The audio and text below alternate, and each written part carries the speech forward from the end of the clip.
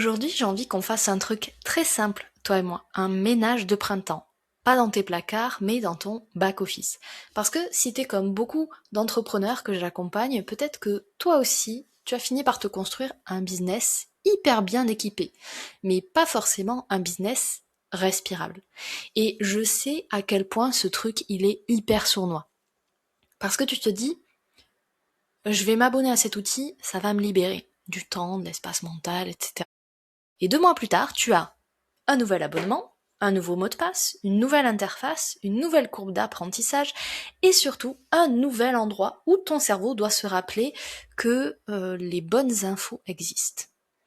Perso, moi je trouve ça hyper épuisant parce que le problème c'est pas d'avoir trop d'outils. Le problème c'est d'avoir trop d'endroits où ton attention va se disperser. Et aujourd'hui, j'avais envie que toi et moi on remette un petit peu d'air dans nos business. On va faire le tri sans tout casser, sans stress, t'inquiète pas. Ça va juste être un tri intelligent et hyper stratégique.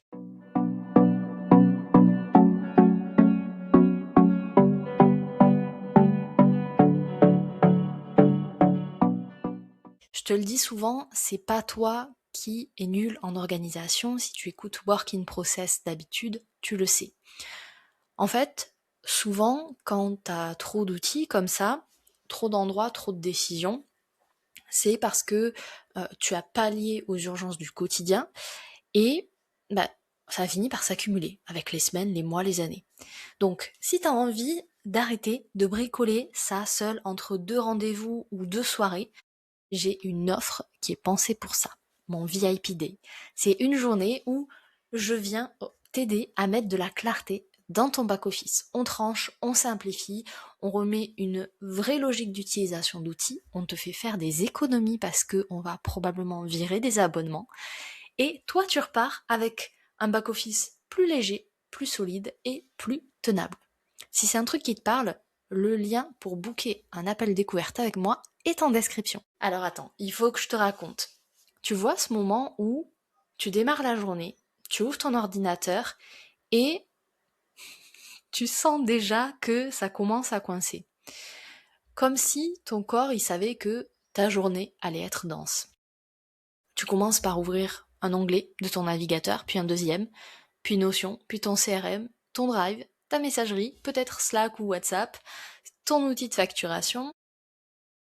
Et là, tu te rends compte en fait que tu sais plus forcément où sont les bonnes infos. Où est-ce que j'ai noté le truc? Où est-ce que j'ai rangé telle info? C'est dans quel doc? C'est dans quel outil? Dans quel dossier? Et tu finis par commencer ta journée en cherchant une porte d'entrée. Alors que toi, ce que tu voulais faire, c'était avancer sur tes objectifs. Ça, pour moi, c'est un signal. Et encore une fois, pas un signal que tu manques d'organisation, c'est un signal que, en fait, le système que tu as fini par te créer est devenu beaucoup trop bruyant pour toi. C'est ce qu'on appelle le bruit numérique. Et le bruit numérique, c'est pas juste une question de notification, c'est toutes les micro-décisions que tu dois prendre tout le temps. Les où, comment, à quel endroit, est-ce que c'est à jour ou pas? Bref, toutes ces questions que tu finis par te poser au quotidien. Et derrière tout ce bruit qui nous envahit, qui nous prend beaucoup de bandes passantes, il y a un deuxième truc qui se cache, pas vraiment en réalité. C'est la double saisie. C'est-à-dire que tu vas aller noter une info dans un endroit, puis au cas où, parce qu'on ne sait jamais ce qui peut se passer, tu remets cette info ailleurs. Du coup, ça te fait au moins 2 versions. Sauf que ça s'arrête pas là. Puisque comme tu as oublié que tu l'avais fait déjà 2 fois, tu le refais une troisième. Et ainsi de suite. Et tu finis par ne plus savoir, quelle est la bonne version. C'est là où ton système il arrête de te soutenir en fait. Et il t'oblige à garder en mémoire dans ton cerveau où sont les bonnes infos. Pour moi, ça, c'est un business qui est beaucoup trop lourd à porter. Et ça arrive beaucoup plus souvent que ce que tu peux imaginer. T'es pas seul, t'inquiète pas. Dis-toi que ton cerveau, c'est pas censé être le disque dur de ton business. Ton cerveau, il est fait pour créer, pour décider, pour ressentir, pour porter une vision, être stratégique. mais pas forcément pour jouer à l'inspecteur gadget entre 12 applications. Donc aujourd'hui, toi et moi, on va faire un ménage de printemps. Je vais te guider par étapes, t'inquiète pas. Je pense que tu peux le faire en 1 heure, mais si c'est plus confortable pour toi, tu peux aussi le faire en 2 fois. L'idée, c'est pas que ce soit parfait, comme d'habitude, mais c'est que tu commences à remettre de la clarté là où il y avait beaucoup de bruit et de dispersion. Ça te va? Allez, on est parti. Première étape, on pose tout sur la table. Enfin, façon de parler. Comme quand tu fais ton ménage de printemps dans ta maison, que tu vas vider un tiroir, tu poses tout à plat. Et généralement, à ce moment-là, tu vas te dire, oula, il y a beaucoup de choses. Il y avait même beaucoup de choses que j'ai oubliées. Cette étape-là, elle est nécessaire. Tu ne peux pas faire sans, parce que, en fait, tant que les choses sont cachées, bah en fait, tu vas continuer à payer tes abonnements, tu vas continuer à avoir des infos qui se baladent à droite à gauche sur plein d'outils, et qui vont en plus continuer à prendre de l'espace dans ton cerveau. Donc, ce que je t'invite à faire là, c'est tu commences par faire un inventaire. Tu fais un inventaire de tous tes outils, gratuits et payants, tous tes abonnements, même ceux à 9 €, même ceux que tu t'es dit, celui-là je le prends pour un mois, puis je vais arrêter l'abonnement. Tu vas probablement te rendre compte que tu as oublié d'annuler ton abonnement. Tu vas aussi lister ceux que tu te dis, non mais lui je l'ai utilisé il y a 6 mois, mais bientôt je vais le réutiliser. Je suis sûre que là tu as pensé à un outil. Donc tu listes tout, vraiment tout. Pour l'instant, on pose tout à plat, donc tu vas noter, je sais pas moi, par exemple, Notion, WhatsApp, Slack, ton CRM, ton outil qui te sert à envoyer des mails marketing, ton outil qui te sert à prendre des rendez-vous, ton outil de compta, de facturation. Si tu fais des automatisations, bah, tes outils d'automatisation, ton outil de stockage, Google Drive par exemple, ou, ou Dropbox, tes outils de design, tes outils d'IA, de montage, bref, tu listes tout. Rien que ça peut te prendre un petit moment. Ce que je t'invite à faire pour que ça soit plus simple pour les prochaines étapes, c'est que tu le fais sous forme de tableau et tu listes du coup tous tes outils dans une seule colonne. Cherche pas à les ranger pour l'instant, c'est pas important. Une fois que tu as listé tous tes outils, en face, tu vas mettre le coût qu'ils représentent. Est-ce que c'est des outils que tu as de façon gratuite? Est-ce que tu les payes de façon mensuelle, annuelle? Mets bien le montant à chaque fois. Et je t'invite à faire le calcul ensuite plus tard sur l'année pour que tu vois le coût que ça représente, mais surtout ce que tu vas pouvoir économiser si tu enlèves certains abonnements. Et puis, tu vas te rajouter 3 colonnes après le prix. Donc, la première, c'est à quoi cet outil me sert en réalité. Là, je veux pas que tu me sortes un pavé. Je veux une phrase. Ensuite, tu te dis à quelle fréquence j'utilise cet outil. Est-ce que c'est tous les jours? Est-ce que c'est toutes les semaines? Tous les mois? C'est rare? C'est jamais? Tu notes. Et on n'est pas dans un jugement de valeur, là on fait un constat purement objectif. Et dernière colonne, tu vas te noter, tu peux te mettre un petit code avec des emojis par exemple. Est-ce que cet outil enlève de la charge ou est-ce que ça vient en ajouter? Donc là tu peux te mettre un petit emoji triste, content ou neutre, par exemple. Là moi ce que je veux que tu retiennes, quand tu auras fini ce tableau, c'est une phrase qui va peut-être changer en fait ton rapport aux outils et qui t'aidera, j'espère en tout cas, à pas forcément sauter sur le prochain outil qui va sortir, mais plutôt avoir une réflexion stratégique de est-ce que j'en ai vraiment besoin ou pas. Cette phrase, c'est un outil qui n'élimine pas une charge devient une charge. Je la répète parce que c'est important. Un outil qui n'élimine pas une charge devient une charge. Parce qu'en fait, quand tu prends un abonnement sur un outil, même si c'est un abonnement à 5 € par mois, c'est pas juste de l'argent que tu sors. J'imagine qu'on n'est pas forcément à 5 € près. Mais par contre, ce que tu payes, en réalité, quand tu ajoutes un outil dans ton quotidien, c'est de l'espace mental, c'est de l'attention, c'est de l'entretien, c'est des réglages des mises à jour, des intégrations, du temps de formation. Tout ça, c'est à prendre en compte. Donc là, je t'ai fait lister le coût financier, parce que c'est ce qui est le plus palpable, le plus facile à identifier. Mais garde en tête quand même que la note est plus élevée que les 9 € par mois que tu payes pour l'outil en question. Ok? Donc ça, c'était la première étape. Je sais, ça fait déjà pas mal de choses, mais on n'a pas fini. Deuxième étape, on va venir faire du tri. Alors t'inquiète pas, encore une fois, pas de jugement de valeur. Si jamais t'as un outil que tu payes depuis 3 ans et que t'as pas utilisé, c'est pas grave. Moi, ce que j'aime bien faire en termes de tri, c'est faire comme si je triais mon dressing, façon Marie Kondo. Donc, je prends chacun des outils qu'il y a dans mon tableau et je me dis, est-ce que cet outil-là, il vient me soutenir dans ma vraie vie d'entrepreneur, dans mon quotidien?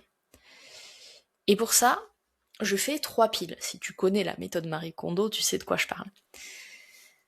Les 3 piles, c'est on garde, on fusionne ou on supprime. Dans la pile on garde, là tu vas mettre tout ce qui est essentiel.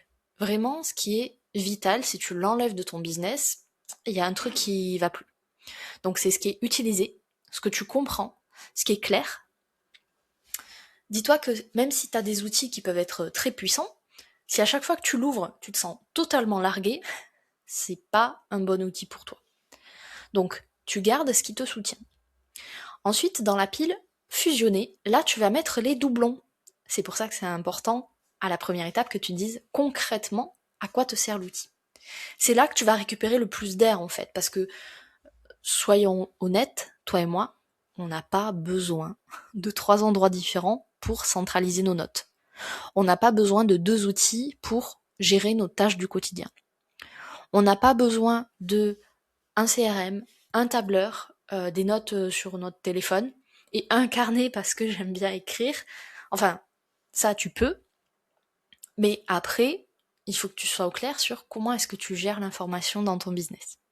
Fusionner, en fait, le principe de cette pile, c'est choisir un endroit où tu vas mettre l'information et te dire, ok, la bonne information à jour, elle va être ici.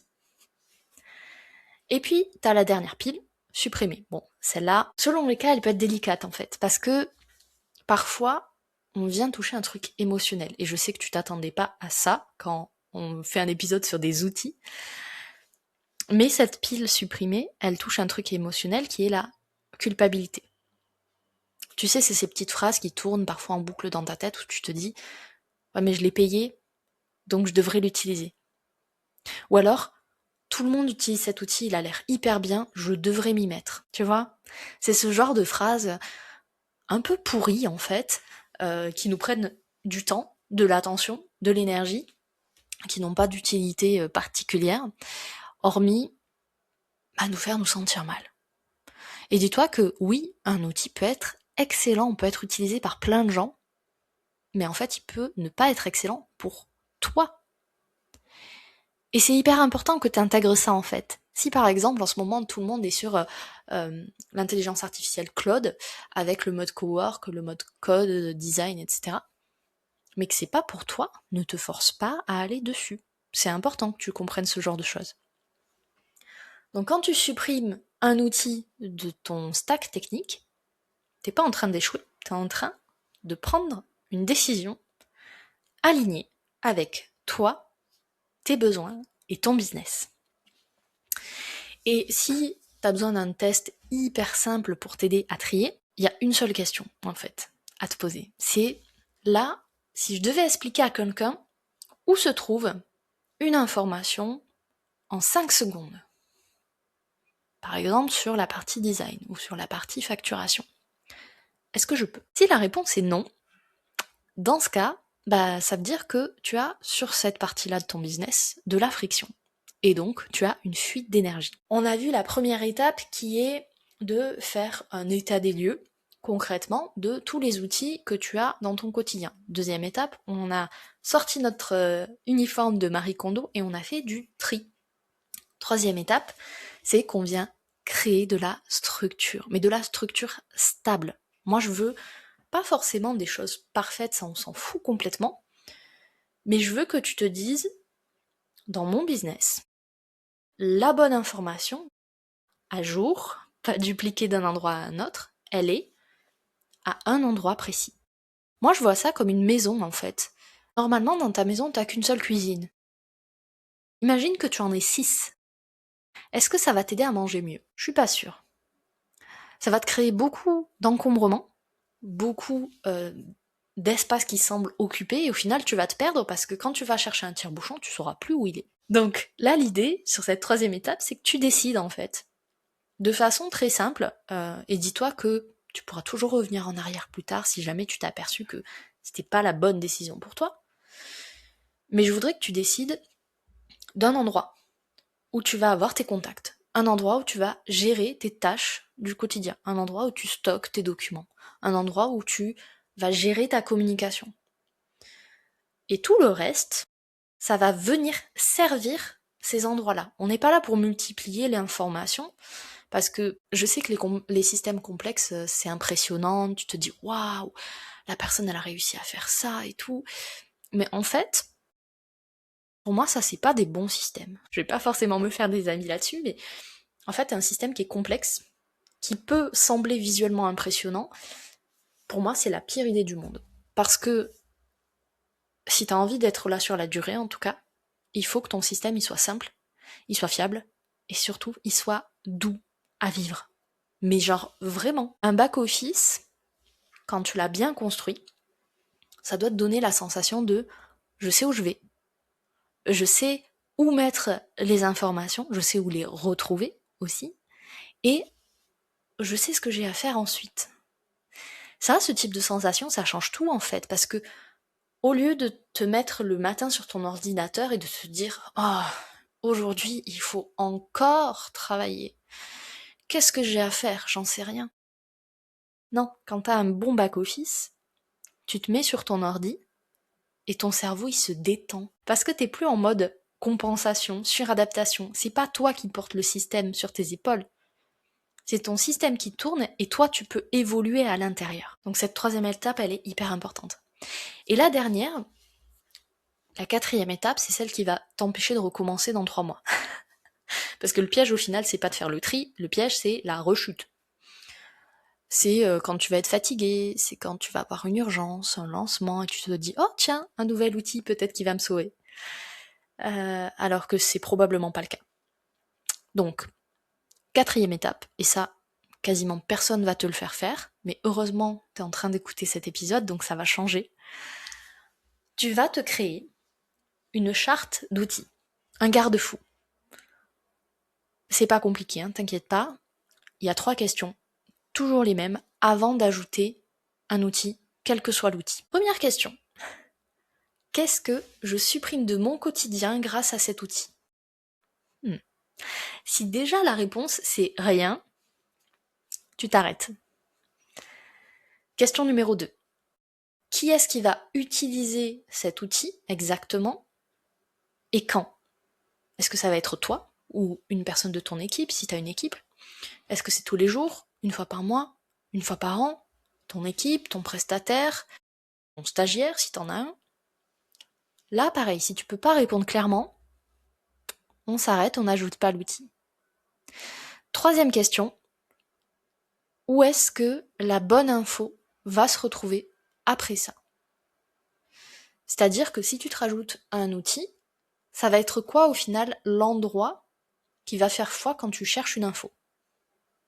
Est-ce que c'est l'endroit dans lequel elle était ou est-ce que c'est le nouvel outil?